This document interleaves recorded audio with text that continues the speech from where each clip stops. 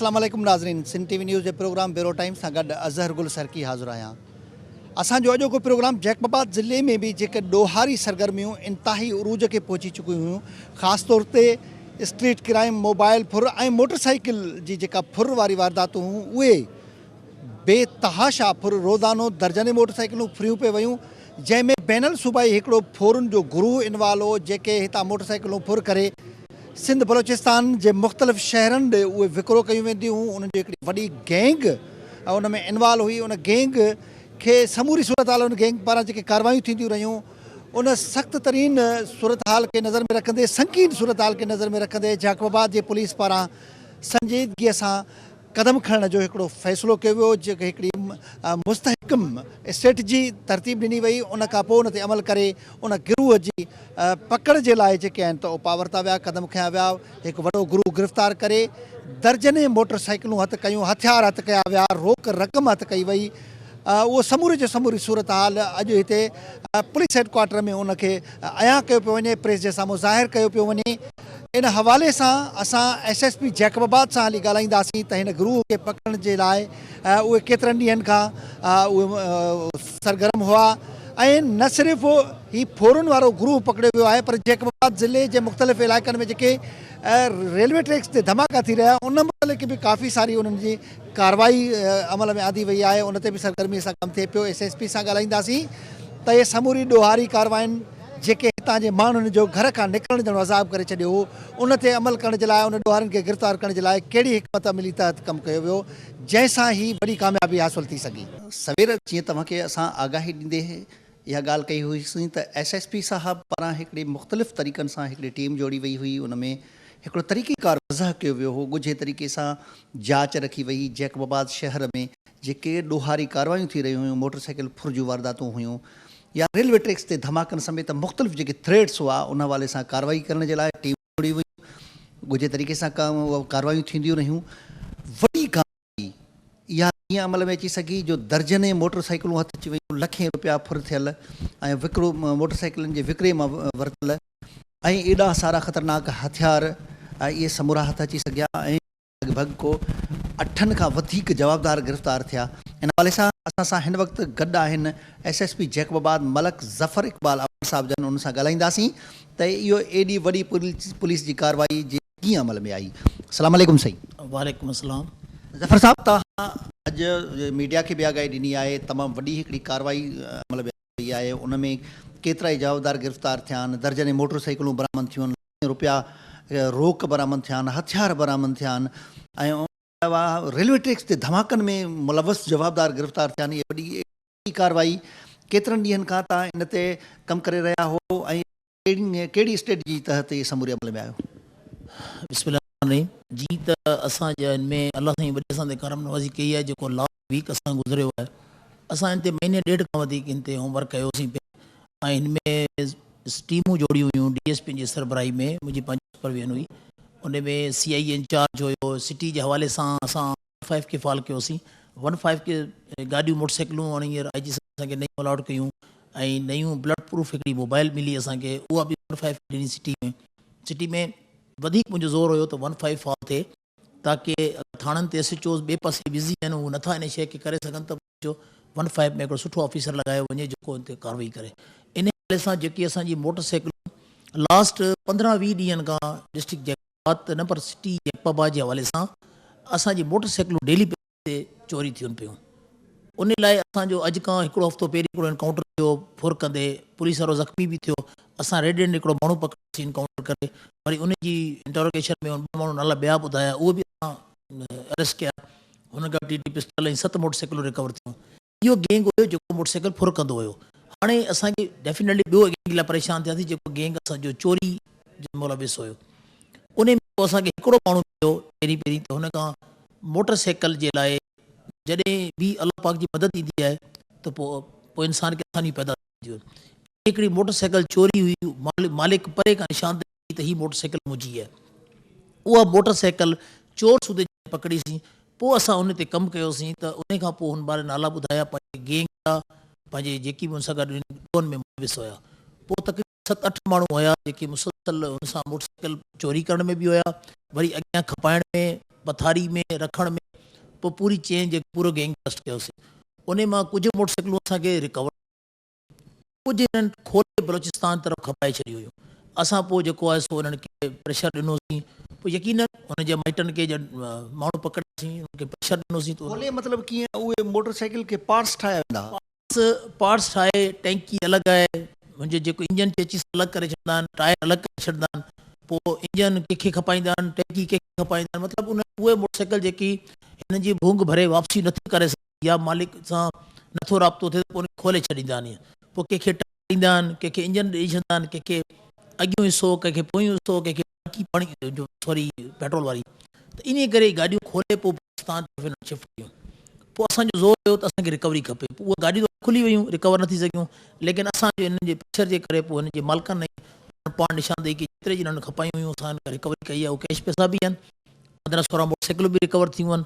पोइ अलाह जी महिरबानी कई, जेको 15-20 ॾींहं खां असां गैंग हिकिड़ो एक्टिव थियो चोरी जो, उहो गैंग ब्रस्ट कयोसीं।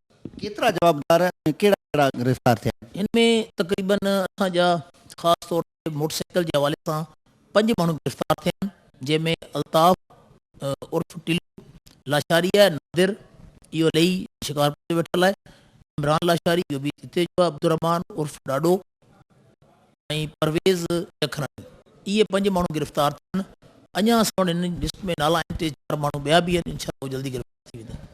ॿाहिरि वेठल जवाबदार तक़रीबन 8 खां वधीक आहे, उहे ॿिए ॾोहनि में मुल्क उन में असां इन के अलावा जेकी प्रेस कॉन्फ्रेंस बि हाणे कंहिं ॿुधाई त असां हुन में मनशात ऐं 13 डी में अरेस्ट कया, 3 माण्हू ॿिया बि असां पकड़िया जेके बलोचिस्तान जा रहण वारा आहिनि, उहे बि असां जी ॾोह करे हलिया वेंदा हुआ। उन में हिकिड़ो नालो अमजद आहे, ॿियो बशीर अहमद आहे, ॿियो इन 3 खां पुलिस एनकाउंटर खां पोइ 2 लाख खां पोइ रिकवर थियूं आहिनि। ऐं हाणे असां मज़ीद बि इन्वेस्टिगेशन कयूं पिया। असांखे हाणे हिकिड़े माण्हू थोरो इंफॉर्मेशन मिली आहे कि शायदि हिकिड़ो वलीद थाणो आहे डिस्ट्रिक्ट लाड़काना, उते पुलिस वारे जो मर्डर थियो, शहीद पुलिस वारो में बैंक डकैती जे दौरान। मुंहिंजो एसपी सां राब्तो बि थियो आहे, इनशाला उनजी टीम अचे थी, अलाह कंदो हुनजी अगरि सुञाणप थी वञे त उहो बि बाक़ी बशीर जो रिकॉर्ड असांखे मिलियो आहे बलूचिस्तान जे में कई थाणनि ते झल मक्सी डिस्ट्रिक्ट वारनि में को केस में वांटेड आहे उन्हनि खे। एॾो वॾो ग्रुप पकड़ियो आहे, बैनुल सूबाई को ग्रुप आहे? बैनुल सूबाई थी वियो जो बलूचिस्तान जा माण्हू आहिनि, हिन में जेके 3 माण्हू पकड़िया आहिनि उहे बलूचिस्तान जा आहिनि। बाक़ी असांजे जेके मोटरसाइकिल गैंग में इहे शिकारपुर ऐं असांजा जकबाबा जा आहिनि। उन खां अलावा हिकु ॿिए जवाबदार जी तव्हां ॻाल्हि कई, जेको रेलवे ट्रैक्स ते धमाकनि में मुलविस आहे, उनजी गिरफ़्तारी कीअं अमल में अची सघी? इन में असांजो अॻे ई काफ़ी सारो कमु हलियो पिए, पोइ उते हिन जो मशहूरु आहे हिकिड़ो तोता कमांडर माण्हू आहे, असां हिन खे बेसिकली त ईअं जी चेकिंग में माण्हू ॿधबो आहे, ईअं माशाल्लाह असांजी टीम आहे टोल वारनि, उन्हनि हिन खे अरेस्ट कयो। पोइ में जॾहिं अरेस्ट थियो त पोइ बलूचिस्तान में खुलबली मची वई, हितां लॉ फॉर एजेंसीज़ जेकी हुयूं उन्हनि खे ख़बर पई। पोइ जॾहिं जो मोबाइल ऐं सभु कुझु खोलियोसीं, पोइ मुंहिंजो जेको तोता कमांडर आहे बलूचिस्तान कमु थो करे, हीउ हुनजो चवनि था को भाइटियो आहे। पोइ अॼु हुनजो रिमांड वरितो आहे, इंशाअल्लाह ताला हिन खे इन्वेस्टिगेशन वधीक थींदी, टीम ते DSP सरबराही बि ठाही आहे, मां पाण बि सुपरविजन कंदुसि, पर इंशाअल्लाह ताला हिन मां इलाही कुझु निकिरंदो, इन करे इहो उते इन केस में इहे इन्वॉल्व आहिनि सॼी टीम में। जीअं ताज़ो ई शिकारपुर में पुलिस ज़बरदस्त कामयाबी हासिल कई, एॾा वॾा वाक़े में मुलस जवाबदार गिरफ़्तार कयो, अहिड़ी तरह सां जैकबाबाद पुलिस बि तमामु वॾो वाक़ियो थी पिए सघियो, रेलवे ट्रैक उॾाए सभी माण्हू ख़ुदा न ख़ासा उनखे महफ़ूज़ रखियो, एॾो ई वॾो वाक़ियो थी पिए सघियो त तव्हां नथा इहो हिकिड़ो वॾो को नेटवर्क थी सघे थो, दुश्मन अनासर इहे थी सघनि था, इहे एंटी स्टेट कार्रवाइयुनि में मुलविस थी सघनि था, ऐं नेटवर्क खे जांचण जे लाइ का तव्हां हिकु तबली ठाही आहे? हाणे में असांजा जेकी एजेंसियूं सां अगरि कमु थियूं कनि, असां इहे नेटवर्क तक़रीबन हुन सां कमु क्लोज़ में IBB थींदी आहे, ISI MI स्पेशल ब्रांच, असांजी डिस्ट्रिक्ट जी स्पेशल पंहिंजो DAB ब्रांच हूंदी आहे, इन तरीक़े सां कमु कंदो। अॼुकल्ह त तमामु घणो टेक्निकली मोबाइल फ़ोन ते तमामु घणो कमु थी थो वञे। हाणे जेकी ॻाल्हि तव्हां कयो था लाड़ शिकारपुर जी, उहा बेसिकली सेक्टेरियन थियो आहे, पास थियो आहे। हीअ जेके असांखे आहिनि इहे बुकटी अचनि था हुतां अची, या सुई गैस खे अटैक कंदा या रेलवे ट्रैक खे कनि था, हीअ हितां वधीक अॻियां नथा वञनि। हाणे असां बंधन ते छा कयो आहे, अॼु खां कुझु अर्सो पहिरीं असांजो जेको आहे सो DI साहिबु हिकिड़ा बुलो साहिबु शहीद थिया हुया, पोइ हिकिड़ो बॉर्डर फोर्स ठही हुई, उहो पोइ मुख़्तलिफ़ टाइमनि ते हितां ट्रांसफर थी था विया। हाणे IG साहिब बि सॼे सिंध में ट्रांसफर कराए उहे वापसि थी विया आहिनि, ऐं मूंखे बि हिदायतूं मिलियूं त जेकी बॉर्डर फोर्स आहे उहो पंहिंजी जॻह ते डिप्लॉय कयो। हाणे आस्ते आस्ते करे असां हिकिड़े फेस में ऑलरेडी 100 माण्हू डिप्लाए करे चुको हुते पोस्टिंग कई आहे। हाणे असां बॉर्डर सील पिया कयूं त माना जेकी बुकटी मथां अचनि था ऐं रेलवे ट्रैक या सुई गैस जी लाइन खे अटैक कनि था, इन्हनि खे असांखे रोकणो आहे। हिन जो ॿियो को बि न आहे, हिन जो फोकस इहो हूंदो आहे अचूं सिधो ट्रेन ते कयूं, हमलो कयूं, या पोइ जेको आहे सो सुई गैस जी जेकी पाइप लाइन वञे थी उन ते अटैक कंदा। जेको शिकारपुर जो आहे उहो ॿियो इंसिडेंट आहे, उन में सेक्रेटरियन आहिनि, उनमें हाणे एसएसपी साहब तमामु बहितरीनु कमु बि कयो आहे और पुलिस खे वॾी कामयाबी ॾिनी आहे, ऐं उहो ऐं हिन में थोरो फ़र्क़ु आहे। जेको हैदर अली उर्फ ज़ुल्फ़कार बुकटी गिरफ़्तार कया आहे, ठुल जे कहिड़े इलाइक़े में कार्रवाई करे उनखे गिरफ़्तार कयो वियो आहे? ही ठुल इलाइक़े में जेको बॉर्डर असांजो आहे भाऊ से कौरियां, उते हिनखे पकड़ियो आहे। ही ईंदा ई हितां ई आहिनि, परियां अॼुकल्ह पाणी सुकल आहे शाहीवा में। अॼुकल्ह जेके असांजी पिकटूं अॻे लॻल हुयूं मोरियुनि ते या पुलनि ते लॻल हुयूं, हाणे असां कोशिशि कयूं पिया जिते अगरि पुल न बि असांजी आहे असां पिकटूं ठाहियूं पिया, न हुन खां वेपन अञा रिकवर न थियो आहे, ऐं असां रिमांड वठूं पिया, ऐं इनशा ताला हुन सां रिकवरी बि थींदी, छो त असां वटि लाइ इलाही कुझु असां वटि मौत हुनजे बारे में जो इतलाह हुयो त हे रेलवे ट्रैक में मुलज़िमदार आहे जेको हेठि अची रहियो आहे। इहो ऑलरेडी असां वटि केसनि में त हुयो, लेकिन पकड़ियो आहे हुन मां शिनाख्त न हुई। असांखे इहा ख़बर हुई ऑलरेडी जो नालो बि एफआईआर में खुली चुको हुयो पहिरीं, छो जो जेकी बलूचिस्तान में कमु पिया कनि त असांजी ॾाढी क्लोज़ कोऑर्डिनेशन हूंदी आहे डीपीओ जाफराबाद हुन सां। पोइ असां जॾहिं इंसिडेंट थींदो त हुन पुलिस खां इंफॉर्मेशन वठंदा आहियूं। ऑलरेडी जो नालो एफआईआर में हुयो, जॾहिं इनखे असां अरेस्ट कयो त असांखे ख़बर न हुई त इहो माण्हू आहे, लेकिन जॾहिं हुनखे थोरो इंटरोगेट कयोसीं, मालूमात वरितीसीं, मुंहिंजो मोबाइल फ़ोन चेक कयोसीं, मुंहिंजो आईडी कार्ड वग़ैरह चेक कयोसीं, पोइ ख़बर पई त कहिड़ी फैमिली सां तालुक़ु रखे थो, हीउ केरु आहे। उन खां पोइ असां जेको कयोसीं हिकिड़ी समाजी बुराइयुनि वारी सूरत हाल जेके शहर जे मुख़्तलिफ़ इलाइक़नि में ॾातो रिंदो उस्मान टकरनि इलाइक़नि में कचे शराब जी भठियूं हली रहियूं हुयूं, उन ते बि पुलिस कार्रवाई थी आहे। हज़ारे लीटर शराब हथायो आहे, उन में हिकिड़ो 72 माण्हू बि गिरफ़्तार कयो वियो आहे। इन नेटवर्क खे टोड़ण जे लाइ जीअं फ़र्ज़ु हिकिड़ो वॾो ॾातू रिंद जे ॻोठ में अहिड़े क़िस्म जूं भठियूं हलंदड़ आहिनि, शायदि उते पुलिस खे हफ़्ता लॻी वञनि उहो भठियूं बंदि करण में। इहा कार्रवाई अमल में कीअं आंदी वई ऐं इन नेटवर्क ते इन सूरत हाल ते बि को कमु थिए पियो? असांजो मां तव्हांखे अर्ज़ु कई आहे पहिरीं बि प्रेस कॉन्फ्रेंस में, वरी बि आउं ज़िक्र कंदुसि, इन जे करे हिकिड़ो जीअं हाणे आरआरएफ वांगुरु असां फोर्स हिकिड़ी ठाही आहे, लेकिन मुंहिंजी मूं वटि 15 हुई, लेकिन फाल न हुई। मुंहिंजो थोरो पंहिंजो पर्सनल इंट्रस्ट थियो त 15 खे फाल कयो वञे, ताकी 15 एमरजेंसी में सभु कमु करे सघे थी। थाणे वारा कॾहिं कॾहिं इन्वॉल्व बि थी वेंदा आहिनि, कॾहिं कॾहिं सुस्ती बि ॾेखारे वेंदा आहिनि, कॾहिं कॾहिं हू पंहिंजी कंहिं हुनजी पंहिंजी का हूंदी मजबूरी हूंदियूं। इन जे करे मूं वरी सीआई खे बि स्ट्रॉन्ग कयो आहे। त हाणे इनमें अलाह जी महिरबानी आहे, टोटल सॼी टीम करे पई एसपी जी सरबराही में, ऐं 15 बि पुलिस जो हिसो आहे, सीआई बि पुलिस जो हिसो आहे। त चवंदा आहिनि हर जॻह ते सुठा ऐं ख़राबु माण्हू हूंदा आहिनि, मेरी किथे असांजी कोताहियूं बि आहिनि, एसपी लेवल ते आहिनि, थाणे लेवल ते आहिनि, मुंशी लेवल ते आहिनि, सिपाही लेवल ते आहिनि, या एसएसपी लेवल ते आहिनि, उहा त आहे। लेकिन हमेशह मां तव्हांखे ॿुधायां बुराई घणा ॾींहं नथी हली सघे, नथो लिखी सघे माण्हू। पर ॾिसो हिकिड़े 15 जे इंचार्ज एॾियूं कामयाबियूं हासिल कयूं, मुख़्तलिफ़ हंधनि ते कार्रवाइयूं कयूं, सिटी एरियाज़ में हुन कार्रवाई करे इलाही सारा ॾोह ख़तमु कराया, उहे ॾोह इलाही वक़्त खां हलंदड़ आहे। त छा उते मुक़ररु हद जा एसएचओस ॾेती लेती वारे जहान में पंहिंजो ॾिन पुट छोटे जो वारे अमल ते कारबंदा हुया? बिल्कुलु मां इहो नथो चवां की एसएचओ लेवल ते थींदो हुजे। ॾिसो न, ॻाल्हि इहा आहे, मुंहिंजी रिस्पॉन्सिबिलिटी आहे डिस्ट्रिक्ट जी, मुंहिंजे डिस्ट्रिक्ट में जिते बि हले थी मुंहिंजी ज़िम्मेदारी आहे, एसएचओ जी ज़िम्मेदारी मुंहिंजे एरिए में अचे थी, डीएसपी जी सब डिवीज़न में अचे थी। हाणे केतिरे लेवल ते मिलियल आहिनि, अगरि हिकिड़ो सिपाही बि मिलियल आहे त मुंहिंजो ख़्यालु आहे उहो बि ॿ रुपया वठंदो हूंदो। अगरि को एसएचओ खे अलाह सां ईमान ॾे, अगरि हुनजो बि गड़बड़ करे त उहो बि थींदो। लेकिन हमेशह मां तव्हांखे ॿुधायां, अहिड़ी बुरायूं घणो टाइम केर बि नथो हलाए सघे हिन हालत में। ऐं तव्हांजी माशाअल्लाह मीडिया जे हवाले सां मुंहिंजो ख़्यालु आहे तव्हां ई असांखे एतिरा डिघो था बख़्शे सघो त असीं एतिरा हिननि खे पहिरीं हलणु ॾियूं। इन करे इन में को शक न आहे, 15 असां जेको 15 जी छोकिरे एएसआई खे लॻायो आहे, सुठो कमु कयो आहे। इंशाअल्लाह ताला इहो कमु कंटिन्यू रहंदो। ऐं मासी त इहो थींदो रहियो आहे त को थाणो एसपी जो किचन हलाईंदो, को थाणो एसपी जो आउट साइड शहर ॾे वञण जो ख़र्चु पको हलाईंदो, को थाणो एसएसपी जेका आहे त ॿारनि जे पॉकेट मनी जो ज़िमेदारियूं खणंदो, स्कूल फीस जी ज़िमेदारी खणंदो। हाणे उहा सूरत कीअं आहे? मां तव्हांखे अर्ज़ु कंदुसि त मूंखे जेको में हाणे ॿिए दफ़ा आयो आहियां, ऐं तव्हां बि मोकल आहियो, न मुंहिंजी अला माफ़ी ॾे, मां न को गुज़िरियल ॻाल्हि ते कमेंट ॾेई सघां थो, न को फर्दर आहे, माण्हू कंहिंखां केरु नथो लिखी सघे।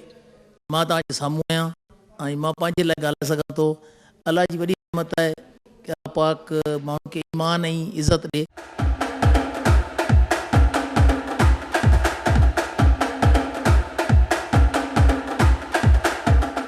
इहे शयूं नो कमेंट्स इन करे चवां थो, तव्हां चओ था मूंखे ख़बर न आहे त मूंखां पहिरीं छा थींदो, लेकिन कंहिंजो बि रोल नथो लिकी सघे कंहिंखां बि। तव्हांखे ख़बर न आहे? न, मूंखे पोइ एसपीएन जी ख़बर न आहे। तव्हां अहिड़ी ॻाल्हि था चओ, मां कीअं थो चई सघां, छो जो मूंखे पोइ बार कंहिं बि एसएसपी जे बारे में नॉलेज न हूंदी। तव्हांजे वक़्त में कीअं आहे? अहिड़े क़िस्म जी ॻाल्हि न आहे, सनो थोरो तोहफ़ो। इन जो मुंहिंजो ख़्यालु आहे त इन जो जवाबु तव्हांखे पाण ॾियणु खपे। तव्हांखे लिकियल न हूंदी, छो तव्हां तमामु घणा असां वधीक तेज़ हूंदा आहियो। अगरि को तोहफ़ो हूंदो तव्हांखे लिकियल न हूंदो। ॿी ॻाल्हि हिते जैकबाबाद शहर सिर्फ़ु नाहे, हिन जैकबाबाद में हिकिड़ो ॾोहारी कार्रवाइनि जो नेटवर्क ठहियलु आहे जेको बलोचिस्तान जे झलमक्सी ताईं वञे थो। उहो झलमक्सी खां बलोचिस्तान जे जैकबाबाद उस्तामोमन खां जैकबाबाद जे हदनि में दाख़िल थिए थो, जेको सिधो शिकारपुर खां क्रॉस कंदो घोटकी जे कचे ताणी पहुची थो वञे। इन नेटवर्क खे ब्रीच करण जे लाइ तव्हां वटि कहिड़ी हिकमत मिली आहे? मां तव्हांखे अर्ज़ु कई न पहिरीं त वाक़ई इहा तव्हांजी ॻाल्हि आहे, पर हिकिड़ी ॻाल्हि तव्हांखे मूं ॿुधायां, अलाह जी वॾी रहमत रही आहे, जेको हिन महिल तव्हांजो DPO जाफ़राबाद आहे उहो तमामु सुठो ईमानदार ऑफिसर आहे ऐं वॾो असांखां कोऑपरेट बि करे थो ऐं सुठी कोऑर्डिनेशन बि मुंहिंजी हुन सां आहे। असां वटि इहो प्रॉब्लम नथो अचे हुन वटि को माण्हू पकड़िजे थो ऐं मूंखे वॉन्टेड आहे, तव्हां बिलीव कयो असांखे ॾेई थो छॾे, ऐं मूं वटि अगरि माण्हू अरेस्ट थिए थो, न त अगरि असां हुनजी लीगल कार्रवाई में पऊं त मुंहिंजो ख़्यालु आहे त पोइ त कम ई न हली सघंदो। इन जे करे काफ़ी फ़र्क़ु आहे। हुतां बि ठीकु ठाकु ॾोहारियुनि खे ॾंडो आहे, हितां जी तरफ़ां बि असां हाणे तव्हांखे अर्ज़ु कई न, बॉर्डर फोर्स फर्स्ट क्लास ठहियलु हुई, बसि वक़्त सां गॾु हटंदी वई, नॉर्मल थींदा विया। हाणे असांखे महसूसु थिए थो त असां बॉर्डर फोर्स खे वरी फॉल करे इन जी डिप्लॉयमेंट कयूं, हिननि खे वरी स्ट्रॉन्ग कयूं, ऐं मां कयां पियो इनशाअल्लाह।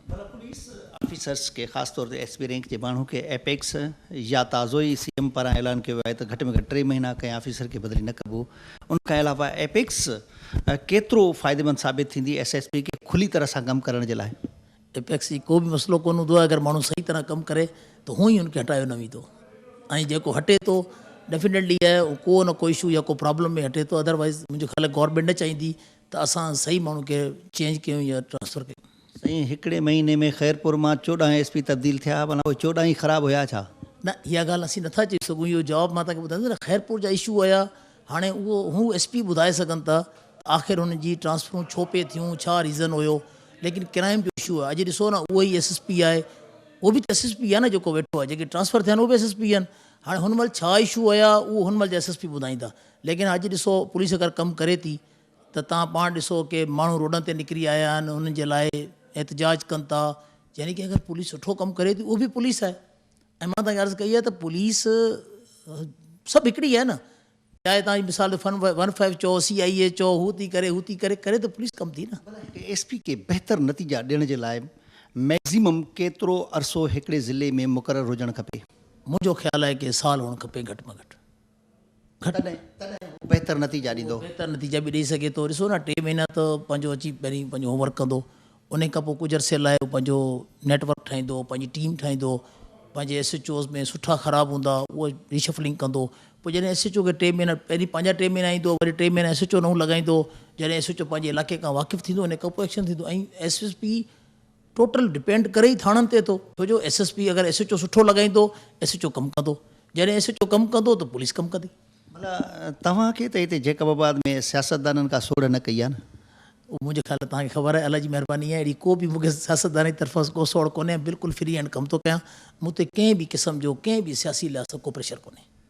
थाणनि ते SHOs जी मुक़ररी ऐं पुलिस जेके अहलकार आहिनि उन्हनि जी मुक़ररी समूरी जो समूरी तव्हांजी मर्ज़ी सां थियल आहे?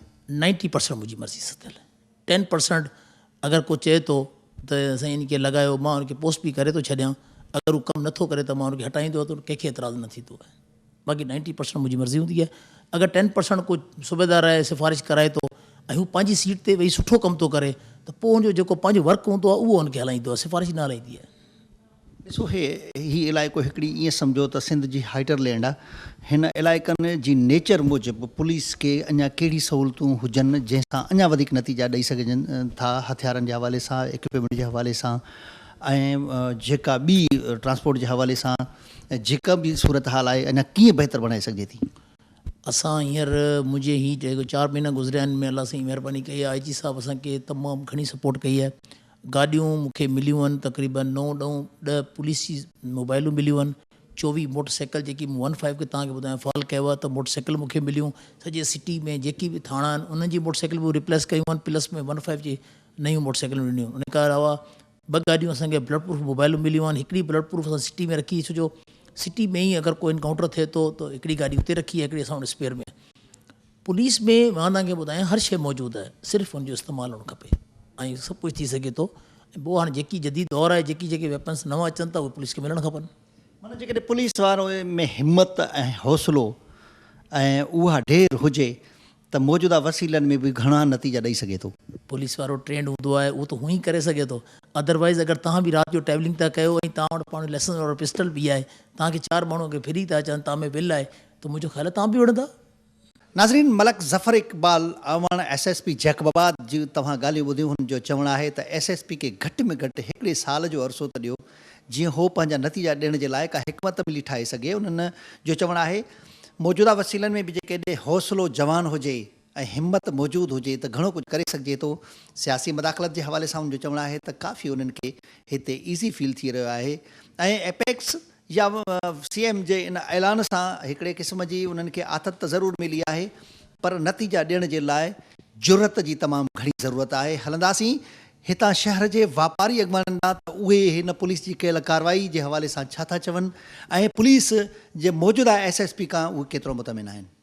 नाज़रीन, सवेर SSP जैकबाबाद मलक ज़फ़र इक़बाल आवान पारां जेका आगाही ॾिनी वई त उन्हनि हिकिड़ी वॾी कार्रवाई कई आहे, जंहिंमें दर्जने फुर थियल चोरी थियल मोटरसाइकिलूं पकड़ियूं आहिनि, हथियार पकड़िया आहिनि, लखें रुपया रोक उन्हनि जे कब्ज़े मां बरामद कया आहिनि ॾोहारनि जे मां, ऐं हिकिड़ो बैनुल सूबाई नेटवर्क तोड़ियो वियो आहे ऐं हितां जे शहरवासियुनि खे तहफ़ुज़ जो यकीन ॾियारण जे लाइ एॾी वॾी कार्रवाई कई आहे। या त अलाह ई ॼाणे तो गिरफ़्तार थियल जेके माण्हू हुआ उहे हक़ी बि हुआ या नाहक़ी आहिनि, या वाकई इहा कार्रवाई टोटली पुलिस कार्रवाई आहे, या इन में का ॿियूं टेक्निकल शयूं शामिल आहिनि जंहिंसां इहे समूरे जो समूरो ॾेखार हुजे। इन हवाले सां निज कारोबारी तबिके सां तालुक़ु रखंदड़ पोज हिंदू जनरल पंचायत जे ज़िलई सदर ऐं हिकु कारोबारी शख़्सियत लालचंद शीतलाणी सां ॻाल्हाईंदासीं त तव्हां शहर अंदरि कारोबार करे रहिया आहिनि, उहे पुलिस जी कयल कार्रवाइनि खां पुलिस जे तहफ़ुज़ वारी सूरत हाल खां केतिरो मुतमिन आहिनि। लालचंद, तव्हां महिरबानी करे इहो ॿुधायो, तव्हां हिंदू जनरल पंचायत जा सदर बि आहियो ऐं शहर में कारोबार बि कयो था, तव्हांजी बिरादरी जा माण्हू समूरे जा समूरा कारोबार सां वाॻियल आहिनि। जैकबाबाद पुलिस माण्हुनि खे तहफ़ुज़ ॾियण में केतिरो कामयाबु वई आहे? साईं, SP साहब ही अॻ में बि 9 महीना हिते रही विया आहिनि। उन दौरान बि SP साहब जी कारकर्दगी बिल्कुलु A1 हुई, जेका शहर में अमन अमान रहियो। हाणे बि जॾहिं खां आया आहिनि असां बिल्कुलु मुतमिन त छा बिल्कुलु मुतमिन आहियूं। जेको SP साहब जी कारकर्दगी आहे, अल्लाह पाक जी करमनवाज़ी आहे जो शहर में का बि अहिड़ी का वारदात कोन्हे। फुरमार जी ईअं इका दुका स्कूटर जेकर वयूं आहिनि त उहे बि कुझु वापसि थियूं आहिनि। ऐं असांजो 1 बजे मोटरसाइकिल वियल उन्हनि जूं बि मोटरसाइकिलनि जी SP साहब असांखे यकीन दयानी कराई हुई, जीअं त हाणे वापसि थियूं आहिनि, उनमें शायदि असांजी बि इहे वापसि थी वेंदियूं। तव्हां कारोबार कयो था जैकबाबाद में बि, कराची जहिड़ी ॼणो हिते सूरत हाल आहिस्ते आहिस्ते थींदी पई वई, ऐं हिते बि हिकिड़ा जेके शरीफ़ अमन पसंद ऐं कारोबारी माण्हू हुया उन्हनि खां भते वारी हिकिड़ी शिकायतूं साम्हूं आयूं हुयूं। उहे वीचारा ख़ौफ़ खां कंहिंखे दाह बि न ॾींदा त असांखो भतो वरितो पियो वञे। जेके कारोबारी माण्हू हुआ, तव्हां सम्झो था त हिन SP उन्हनि कार्रवाइनि खे रोकियो आहे? साईं, SP साहब जॾहिं आया, उन्हनि SP साहब सां असांजी मीटिंग, जेको बि SP साहब ईंदो आहे उन सां असांजी मीटिंग थींदी आहे। SP साहब इहा मूंखे पहिरियों इहा शइ चई त जेको बि माण्हू भत्ता तव्हांखां घुरे थो या का बि ॻाल्हि, तव्हां सिर्फ़ु मूंखे ॿुधाइजो, बसि बाक़ी कमु मुंहिंजो आहे। असांजे नज़र में ऐं असांजो जेको पंहिंजी बिरादरी खे चयल आहे, असां वटि अहिड़ो माण्हू कोन आयो आहे न भत्तो वठणु। जेकॾहिं भत्तो वठणु ईंदो त असां उन वक़्तु ई उन जी कार्रवाई जे लाइ असां SP साहब खे चवंदा आहियूं। असांखां कंहिं घुरियो कोन्हे हिन वक़्तु, न मूं वटि को पंहिंजी बिरादरी मां माण्हू आयो आहे त साईं फलाणो माण्हू असांखां भत्तो घुरे थो, अहिड़ो को माण्हू आयो ई कोन्हे। पर हिकिड़ी ॿी ॻाल्हि लालचंद, ॾिसो न, जेकॾहिं समूरे जो समूरो हिते एसपी मुल्क मलीर करे छॾियो आहे, को ॾोह थिए ई कोन थो। एसपी जे अचण खां पोइ हिते समूरे जो समूरो ॼणो कानून ते अमल पियो थिए, असुल कख बि कोन पियो चुरे। जेकॾहिं ही एॾी भली सूरत हाल आहे त पोइ हे रोज़ानो वाक़िया भला कीअं था थियनि? इहे मथों को ॿिया माण्हू जिन बिन त कोन था लही जेके वाक़िया कंदा हुजनि? साईं वाक़िअनि जी जेतिरे क़दुरु ॻाल्हि आहे, तव्हां ॿुधायो था त वाक़िया जी मोटरसाइकिलूं वयूं आहिनि, हाणे वञनि पियूं, उन जे लाइ कोशिशि वरिती वई, उहे त मोटरसाइकिलूं वापसि थियूं आहिनि। तव्हांजे नज़र में बि इहे मोटरसाइकिलूं वयूं आहिनि, जेकॾहिं वाक़ियो को बि थींदो आहे तव्हां ख़ुदि ॻुझो कोन हूंदो आहे, तव्हां उन महिल ई रिपोर्ट कंदा आहियो। वाक़िया त इहे ई मोटरसाइकिल या मोबाइल फोन आहे, इहे शयूं हाणे जॾहिं गिरोह पकड़ियो आहे ऐं उहे शयूं वापसि थियूं आहिनि। असांजो मोबाइल जीअं दुकान त फुर थी उहो बि गिरोह पकड़ियो हुयो, उन में बि एसपी साहिबु असांखे उहे वापसि कराया हुया। असांजी नज़र में त सभु वापसि जेके थी आहे वारदात वापसि थी आहे। बाक़ी हाणे ईअं ॿी का ॿारहीं का वारदात जी हाणे असांखे ख़बर न आहे। शहर में जेका पोज़ीशन आहे बिल्कुलु क्लियर आहे। भला हिते तव्हां कारोबारी माण्हू ख़ासि तौर ते जेको हिंदू तबिको आहे उहो तव्हां पाण खे टोटल महफ़ूज़ सम्झो था? बिल्कुलु इन ॻाल्हि में असां तव्हांखे मां ॿुधायो वञा न, ॾिसो जीअं त अॻे तव्हां इहा शइ रिपोर्ट कई त हितां माण्हू इंडिया वञनि था पिया। हाणे अलाह पाक जी करम नवाज़ी इहा आहे त हिते को बि माण्हू तव्हांखे एतिरे टाइम में को बि, यानी मूंखे 2 साल थियण वारा आहिनि, त को बि माण्हू ईअं न आहे जेको हितां छॾे वियो आहे। ज़ाहिर अमन अमान आहे न सर। भला अॻे असां इहो रिपोर्ट कयोसीं बराबरि तव्हांजे बकोल त हितां हिंदू कम्यूनिटी जा माण्हू लॾ पलाण पिया करनि ख़ौफ़ मां, उहा ॻाल्हि वाक़ियो हुई कर बसि असां बि बसि चिमके ते बंदूक हणी छॾी? साईं उहा उन वक़्तु जेको उहो जथो हुयो, बिल्कुलु जथो वियो हुयो हितां, उन जथो वियो उहो ज़ियारत करे उहो हरिद्वार विया हुया। उहो हरिद्वार खां ई वापसि तक़रीबन 99% वापसि आया। ईअं हिकु अधु मां नथो चवां को रहिजी वियो हुजे हुते, बाक़ी सभु तव्हांखे मां नाला तव्हांखे ॿुधायां, सभु वापसि आया। लालचंद सीतलाणी तव्हांजी हिंदू कैबिनेट जो वॾो उहिदेदार, हितां जो वॾो कारोबारी माण्हू श्रीचंद भावनाणी, उहो अञा ताईं उते रहिजी वियो आहे। उन समय त केतिरा माण्हू हितां उन्हनि पंहिंजो उते कारोबार सेट करे छॾियो आहे ऐं हितां मुस्तक़िल बुनियादनि तां छॾे विया आहिनि। श्रीचंद पान वारे जो भाउ राजा, उन समय त केतिरा मां कहिड़ा नाला खणा, जेकॾहिं उहे हितां लॾ पलाण करे न विया आहिनि, बाक़ी इहे उते केतिरा ई वरिया थी विया आहिनि, उते छो रही पिया आहिनि? साईं श्रीचंद भावनाणी तव्हांजी रिपोर्ट जेका हुई 2012 या 13 जी हुई। श्रीचंद भावनाणी 2024 अगस्त ते वियो आहे, उन में वियो आहे। पर श्रीचंद भावनाणी बि हाणे मां सम्झां थो हफ़्ते खनि में वापसि अचे थो पियो, तव्हां सां मुलाक़ात कंदो ऐं उन जा पुट कारोबार सॼो इते ई आहे। तव्हांजे साम्हूं दुकान आहे इलेक्ट्रॉनिक्स जो, उहो हले थो, सॼे उनजी फैमिली ते आहे। उहो सिर्फ़ु पाण वियो, उनजो को मसइलो हुयो उहो एतिरनि सालनि ताईं जो उते मसइलो थो हले? न, उहो हुयो कोन जो घरू मसइलो हुयो, अहिड़ी को न हुयो को जहिड़ो हुयो, को घरू मसइलो हुयो, उन में उहो उते हुयो।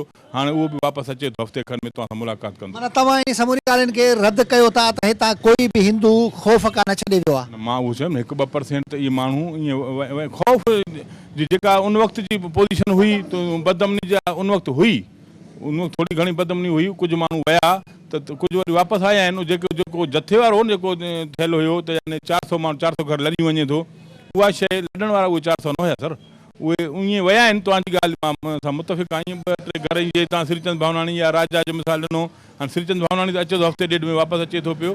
बाक़ी रही राजा जी ॻाल्हि, राजा जी वियो हूंदो, 1-2 घर ॿिया बि विया हूंदा, अहिड़े नमूने ॿिया बि विया हूंदा, थी सघे थो। ईअं त हाणे मसइलो ईअं न साईं, यानी काफ़ी अचे को माण्हुनि जूं फैमिलियूं अधु हिते रहनि थियूं, अधु हुते रहनि थियूं, पोइ के माण्हू वञनि था पिया, उते रही था पवनि पिया, इहे शयूं आहिनि। हिंदू पंचायत जे ज़िलई सदर लालचंद सीतलाणी जो चवणु आहे त हाणे हू अॻे खां पाण खे वधीक महसूसु करनि था। उन्हनि त अहिड़ी यकीन जहिड़ी ॻाल्हि करे छॾी ॼण हिन एसपी जे अचण खां पोइ हिते समूरे जो समूरो माहौल ॼण निज़ाम मुस्तफ़ा लागू थी वियो आहे। कोई ॾोह कंदो ई कोन, जेकॾहिं को ॾोह कंदो त उहो फांसी टंगियो वेंदो। ऐं हू तमामु घणो लफ़्ज़ी ज़बानी कलामी उनजी जेका ॻाल्हि आहे उन मूजिबि हू तमामु घणो मुतमिन आहिनि त जैकबाबाद में टोटली अमुन आहे।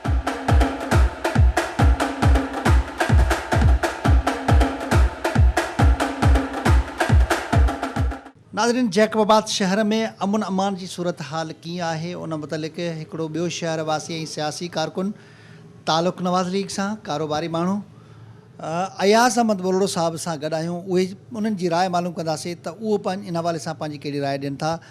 अयाज़ साईं, तव्हां महिरबानी करे इहो ॿुधायो त जैकबाबाद शहर में हिन वक़्तु अमुन अमान जी सूरत हाल कीअं आहे? सभ खां पहिरियों त मां न्याय शुक्रगुज़ार आहियां तव्हांजो जो तव्हां शहर जे मसइलनि खे फोकस कंदा हो, थोरा थोरा मसइला हुजनि, ज़्यादा हुजनि, लेकिन मुंहिंजे चवण जो मक़सदु आहे त ही जेके दवायूं कयूं वञनि थियूं त शहर में हाणे अमन अमान थी वियो आहे। सऊदी खां पोइ ॿिए नंबर ते जैकबाद खे कैंडिडेट ॾिनो वञे।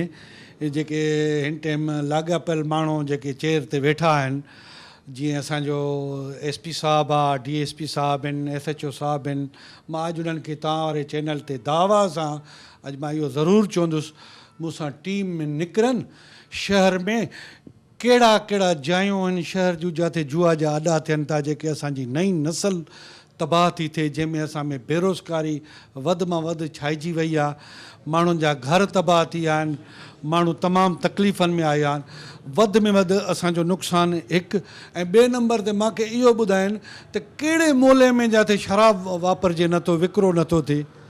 उहे मां सां दावा सां मां चवां थो, अगरि मां सां टीम मां हिकिड़ो DSP खणनि, तव्हां बि हुजो, ॿ टे शहर जा ॿिया मोज़िज़ीन बि हुजनि। बाक़ी रहियो सुवालु हे चवनि था त अमन अमान कहिड़ो आहे? आए ॾींहुं फुर थिए थी, पोइ उहा बटाई थिए थी, जेको मालिकी आहे, वॾे मां ॾुख सां चवणु चाहियां थो, हेॾो सारो इदारो आहे असांजो पुलिस डिपार्टमेंट, ही सरेआम DC चौक वटि हिकिड़े ड्रेस में सिपाही खे कुटियो वियो, चिनकी हटण ते हिकिड़ो बासर माण्हू, उनजे लाइ कुझु बि न थियो। अगरि ग़रीब आहे त को चंपल खणे थो त उहो फाही जो हक़दारु आहे। हिन मुल्क में एॾी नाजाइज़ी आहे। ख़ासि करे मां जैकबाद खे फोकस कंदुसि। SP साहबु सुठो माण्हू आहे, बाक़ाइदगी सां, मां उन जे लाइ इहो न चवंदुसि, पर मां इहो ज़रूरु चवंदुसि हुनजी दावा जेकी आहे उन में वज़न न आहे कतई बि, इहो मां दावा सां चवंदुसि। बाक़ी शहर जी हर घिटी ॾिसो था, पाण हर माण्हू फुरियो थो वञे, टेक्निकल बाबा माण्हुनि सां त मसइला आहिनि न, कंहिंखो मंथली कहिड़े नमूने सां वरिती थी वञे, उहा उन खे ख़बर आहे, ॿिए ॾियण वारे खे, वठण वारे खे, टे वधि में वधि पुलिस वारे खे ख़बर आहे। इहो त चैलेंज सां मां तव्हांखे ॿुधायां थो। जेके जेके भत्ता माण्हुनि को वरिता था वञनि, कीअं वरिता था वञनि, 100% असांजे मुल्क में ॿ शयूं जेतिरे ताणी सिधियूं न थींदियूं, हिकु निज़ाम पुलिस जो जॾहिं बहितरु न थींदो, ऐं ॿियो निज़ाम तालीम जो जॾहिं न थींदो, ओतिरे ताणी असां का तवका ई नथा करे सघूं त बहितरी थी वेंदी। बाक़ी SP साहबु अगरि इहा दावा थो करे त मां SP साहब खे तव्हांजे चैनल ते चवां थो, कोई अहिड़ो किथे सेमिनार कोठाए, उते दूबदू असां वेही करे हिन सां टास्क करण जे लाइ तयारु हूं। असां हिन खे अंग खर ॾींदासीं शहर जा, छो जो हे SP अचनि था, वरी हलिया वेंदा, ॿिया ईंदा, टिया ईंदा। असां त हितां जा लोकल हो न, असांजी इहो जनम हिते हिन शहर में थियो आहे, हीउ असांजो शहर आहे, असां हिन जे दर्द खे वधीक सम्झूं था, तव्हां साफ़ ई हिन जे दर्द खे वधीक सम्झो था। बाक़ी हाणे कुलू ठलू दाऊं उहे त मां उन खे जवाबु नथो ॾेई सघां। मां इहो आहे 1 to 1 चैलेंज सां चवां थो, ख़ुदा मूंखे महफ़ूज़ रखंदो, मूंखे पंहिंजे अलाह जे मथां वॾो यकीन आहे, मुंहिंजो ईमान पुख़्तो आहे। हिन शहर में जेतिरे ताणी पूरो सिपाही, हाणे छॾो तव्हांखे मां हाणे ॾेखारियां थो, सेक्रेटरी वारनि खां घणा पैसा वठनि था सिपाही, इहो बि त ज़ुल्म आहे न। इहो वरी भला इहा फुर न आहे, ॿियो छा आहे? हो राति जी फुर आहे, ॾींहं जी दावा सां फुर आहे। कई मसइला आहिनि, हिननि ते अगरि मां ॻाल्हाईंदुमि त मूंखे 5 ॾींहं लॻी वेंदा, बि हीअ शइ खुटंदी न कॾहिं बि।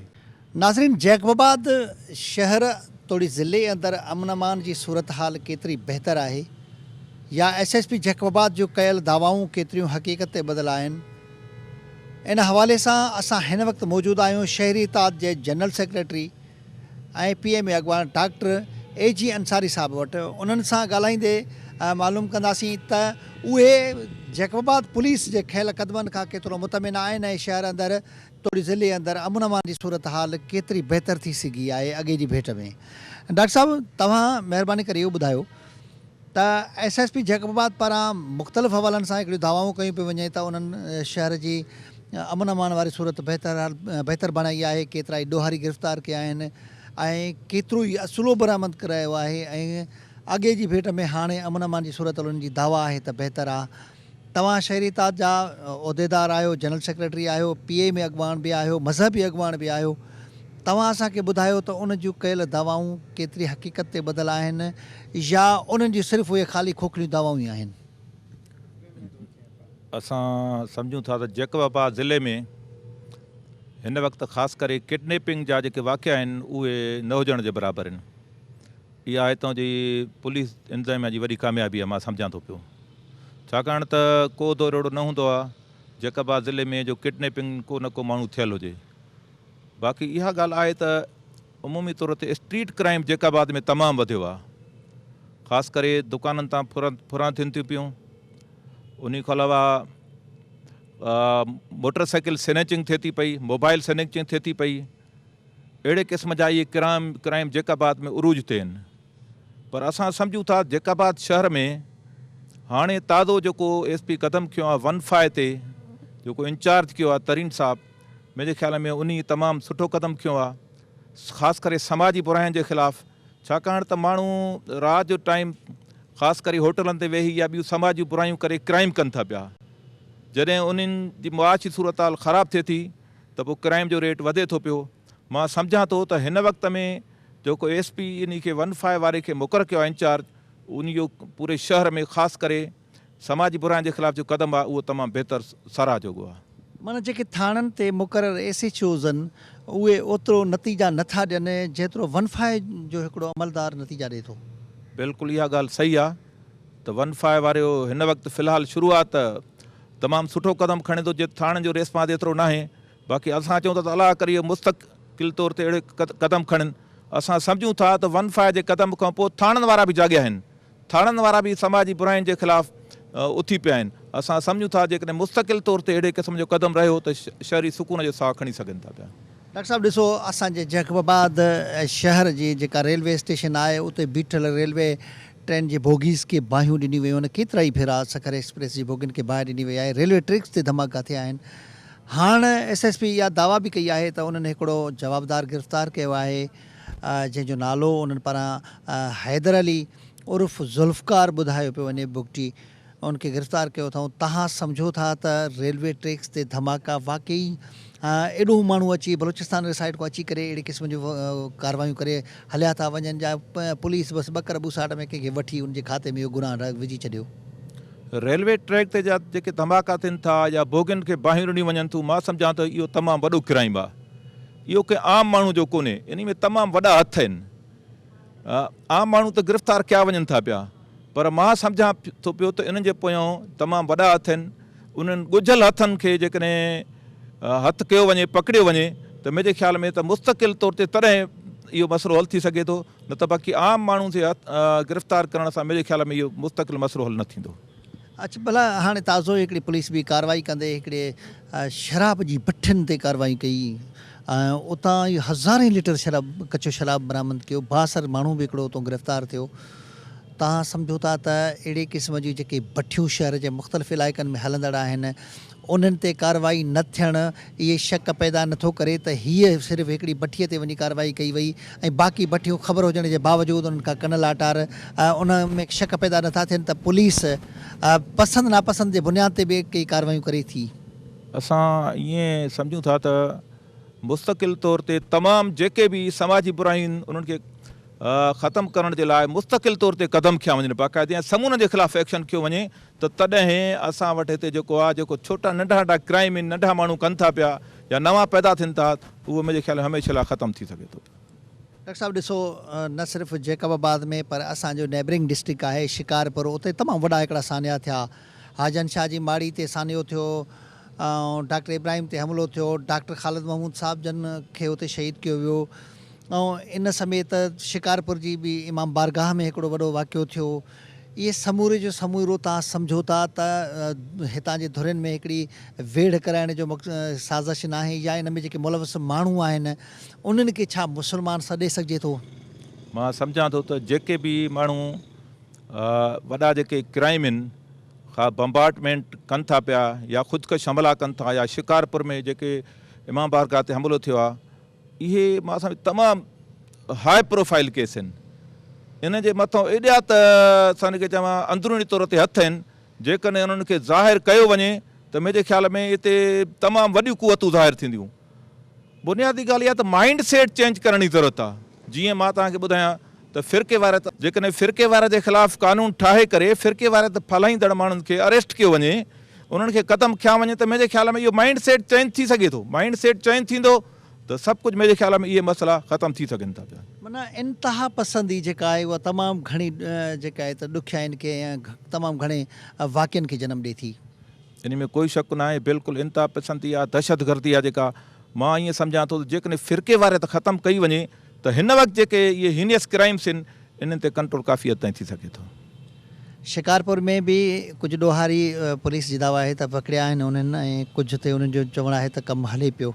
जैकबाबाद जे SSP जी भी दावा आहे त उन्हनि हिकिड़ी वॾी गैंग पकड़ी आहे जेका बैनल सूबाई क्राइम में मुलविस गैंग आहे। 25 खां 28 मोटरसाइकिलूं बरामद कयूं आहिनि, लखें रुपया उन्हनि वटां कब्ज़े में बरामद कया आहिनि, हथियार बरामद कया आहिनि। जो चवणु आहे त रेलवे ट्रैक्स ते भी पुलिस जो इहो चवणु हो त बलूचिस्तान खां माण्हू अची करे कार्रवाइयूं करे था वञनि, उहो माण्हू बि गिरफ़्तार थिया आहिनि। ऐं हे जेको ग्रूह हुयो मोटरसाइकिल स्नैचिंग वारो, उहो ग्रूह जो तालुक बि बलूचिस्तान सां उन्हनि जी हिकिड़ी ट्रांज़ेक्शन ठहियल हुई ॾोहारियुनि जी। इहो नेटवर्क ब्रीच थींदो या इहे सिर्फ़ु हिकिड़ी मुख़्तसिर कार्रवाई आहे? असां सम्झूं था त हे जेके माण्हू अरेस्ट थिया आहिनि इहे त नंढड़ियूं मच्छियूं आहिनि न। जेके वॾा हथ आहिनि इन जे पोयां जेके हिननि खे किरोड़ रुपया ॾियनि था पिया, हे जेके वाक़िया थियनि था पिया इहे को आम माण्हू नथो करे। जेके किरोड़ रुपया ख़र्च कनि था पिया या अहिड़नि माण्हुनि खे असां ॾिठो आहे त हिन वक़्त में जेके इहे क्राइम कनि था उन्हनि खे डबल डोर गाॾियूं आहिनि, किरोड़ रुपयनि जा मालिक आहिनि। भला इन्हनि खे केरु थो ॾे? उन्हनि ॻुझनि हथनि खे छो नथो ज़ाहिर कयो वञे? बाक़ी हिननि माण्हुनि हल्कनि सल्कनि खे भले गिरफ़्तार कयो वञे, ॾेखारियो वञे, पर मां सम्झां थो त जेके हिडन हैंड्स आहिनि, जेके लिकियल हथ आहिनि, ॻुझा हथ जेसि ताईं मैदान ते न ईंदा उन्हनि जे ख़िलाफ़ु उन्हनि खे कानून जे हवाले न कयो वेंदो त ओसि ताईं मुस्तक़िल लाइअमल कोन्हे। तंहिंजे करे असां वरी बि ईअं चवंदासीं त फ़िरके वारे जे ख़िलाफ़ु क़दम खणिजे, उनजे ख़िलाफ़ु कानून ठाहिजे। ऐं ॻुझा हथ जेके आहिनि, वॾा ॻुझा हथ आहिनि, उन्हनि खे को ज़ाहिर कोन थो करे, ख़बर अक्सर माण्हुनि खे आहे, उन्हनि खे असली तनिक जा कानून हवाले कयो वञे। मुंहिंजे ख़्याल में इहे सभु वाक़िया ख़तमु थी सघनि था पिया। नाज़रीन, जैकबाबाद जे SSP मलक ज़फ़र इक़बाल अवान जी तव्हां राय ॿुधी, उन जूं ॻाल्हियूं ॿुधियूं। हितां जे हिंदू पंचायत सदर जी तव्हां राय ॿुधी, हितां जे शहरी ताद जे general secretary doctor AG Ansari साहब जी तव्हां राय ॿुधी। मुख़्तलिफ़ उन समेत जेके शहर जा ॿिया वास्तेदारनि पारां इहा ई ॻाल्हि कई वई त ही जेके कठपुतलियूं आहिनि इन्हनि खे पकड़ण सां उहो नेटवर्क ख़तमु न थींदो, उहो झटघड़ी जी माठार ज़रूरु ईंदी, पर मुस्तक़िल बुनियादनि ते जेकॾहिं अमन अमान क़ाइमु करिणो आहे त उन्हनि ॻुझनि हथनि खे, उन्हनि कठपुतली जे धागनि खे छिकण वारनि खे हथ विझणा पवंदा, उन्हनि खे पकड़णो पवंदो। मज़हबी जेका फ़ुर्क़ेवारियत आहे, मज़हबी इंतिहा पसंदी आहे, उहा बि तमामु हानिकार आहे। क्राइम समूरे जो समूरो इंसानियत दुश्मन माण्हू ई करे सघनि था। ज़ाहिर आहे भलो उहो चोरी वारो क्राइम हुजे, क़तल वारो क्राइम हुजे, धाड़े वारो क्राइम हुजे या ॿियो को गैर इख़लाक़ी क्राइम हुजे। जैकबाबाद जी पुलिस जी इहा दावा आहे त हुननि खे कंहिं बि क़िस्म जी का सियासी मदाख़लत न आहे। जेकॾहिं वाक़ई ईअं आहे, सियासी मदाख़लत न आहे ऐं उन्हनि जी कार्रवायूं वाक़ई अहिड़े ई अंदाज़ में मौसर तरीक़े सां जारी रहंदियूं त हितां जा माण्हू मोहबत ॾियण वारा माण्हू आहिनि, सिंध जा माण्हू अमन पसंदि माण्हू आहिनि, सिंध जा माण्हू मोहबत विराइण वारा माण्हू आहिनि।